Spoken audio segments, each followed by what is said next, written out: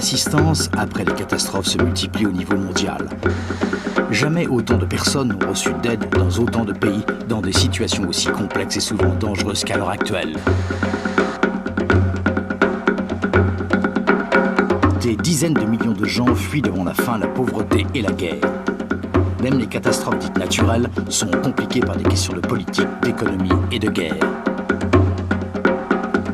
La politique des crises au sein desquelles nous travaillons et les coûts des secours que nous apportons aux victimes ne fait qu'alourdir les pressions subies par les organismes de secours et par leurs membres et ne fait qu'aggraver la vulnérabilité des gens que nous essayons d'aider.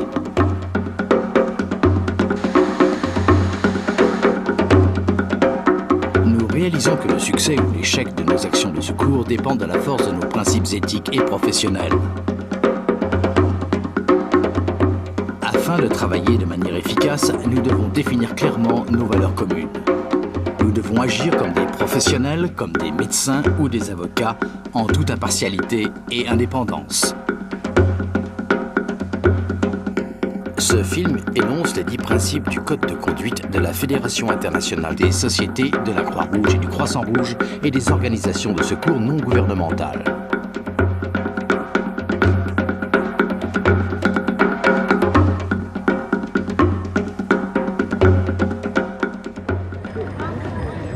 Dans un monde où les catastrophes se multiplient et où de plus en plus de personnes ont besoin d'aide, nos actions et notre façon de les mener à bien nous lancent des défis, nous imposent des choix et soulèvent des dilemmes.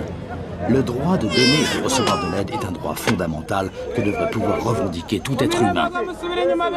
En tant qu'organisme de secours et en tant que membres de ces organismes, nous avons l'obligation de porter des secours là où ils sont nécessaires. Notre priorité doit être de porter de l'aide d'urgence aux personnes les plus vulnérables.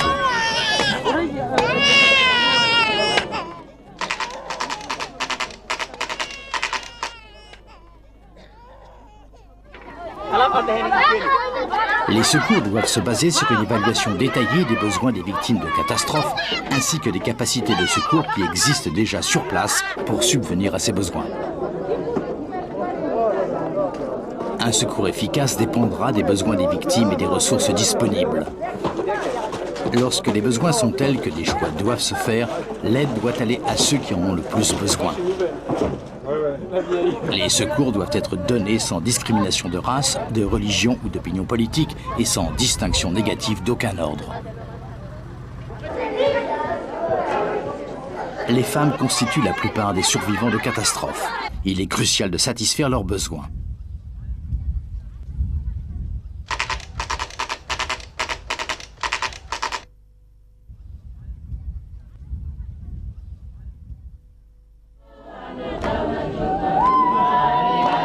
Les organismes humanitaires et leurs membres ont des motivations multiples. Mais nos croyances politiques ou religieuses ne doivent influencer ni nos actions, ni la façon de les mener à bien, ni les personnes que nous essayons d'aider. Il ne devrait y avoir aucun discours prêchant les avantages d'un système politique ou les croyances d'une religion sur une autre. Il ne devrait pas y avoir d'endoctrinement dans les écoles des camps de réfugiés.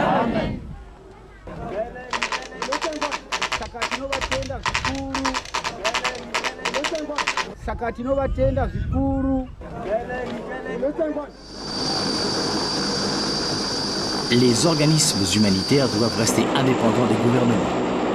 Nous prenons nos propres décisions et nous déterminons nos propres priorités. Lorsque nous acceptons de l'aide financière ou autre, nous ne devons pas essayer d'appliquer la politique du gouvernement qui nous aide, à moins qu'elle ne coïncide avec nos propres priorités.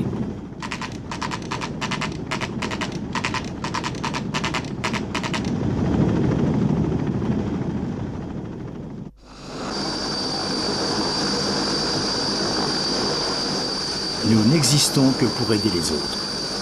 Mais nous ne devons pas dénigrer les traditions des communautés avec lesquelles nous travaillons. Nous devons prendre le temps d'écouter et de parler à ceux que nous essayons d'aider.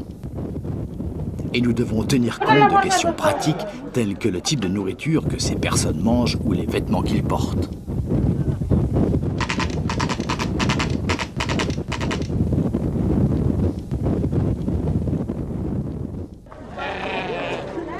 Toutes les personnes et toutes les communautés, même en temps de crise grave, ont des points forts autant que des points vulnérables. Nous devons autant que possible renforcer ces points forts en utilisant les marchés locaux et en employant du personnel local. Chauffeurs, aides et travailleurs spécialisés. Les éducateurs locaux, par exemple, doivent être employés de préférence aux expatriés. Les actions de secours doivent être bien coordonnées. Nous devons planifier et agir en collaboration avec les gouvernements locaux et les organismes de la région concernée.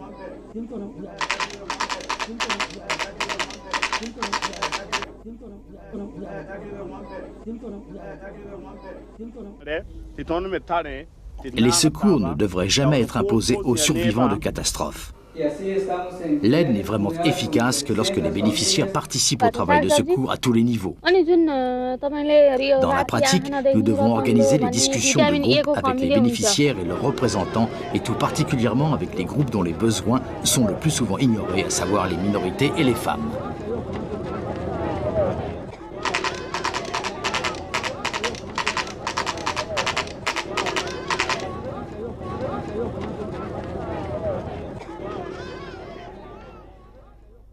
Nous devrions être conscients que toute action de secours, même l'aide d'urgence à court terme, a une influence positive ou négative sur les possibilités de développement à long terme.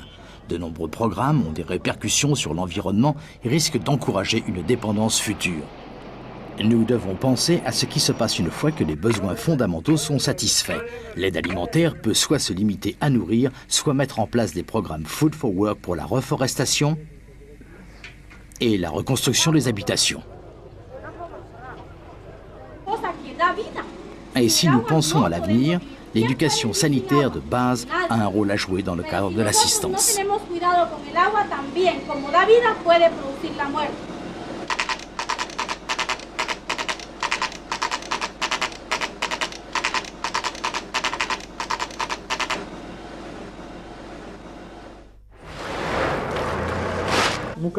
À qui les agences humanitaires rendent-elles des comptes? La comptabilité et les rapports de situation parviennent aux donateurs par le biais de nos bureaux centraux, mais nous devons également expliquer nos actions aux bénéficiaires de ces secours. En cas de catastrophe, les agences sont souvent le lien officiel entre ceux qui ont besoin d'aide et ceux qui veulent les aider. Nous devons nous attendre à ce que notre façon de dépenser les dons que nous recevons soit jugée par les deux parties concernées.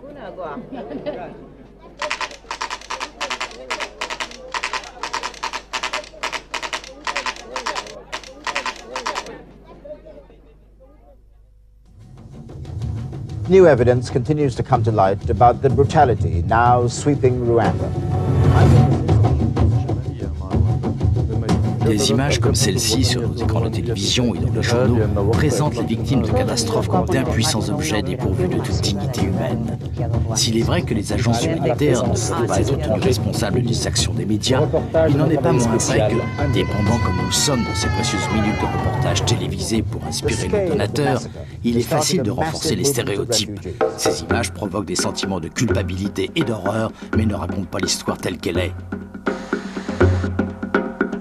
Alors nous devons éviter les images de soi-disant anges de miséricorde et de victimes impuissantes, ainsi que celles d'êtres humains réduits à l'état d'objets et de statistiques.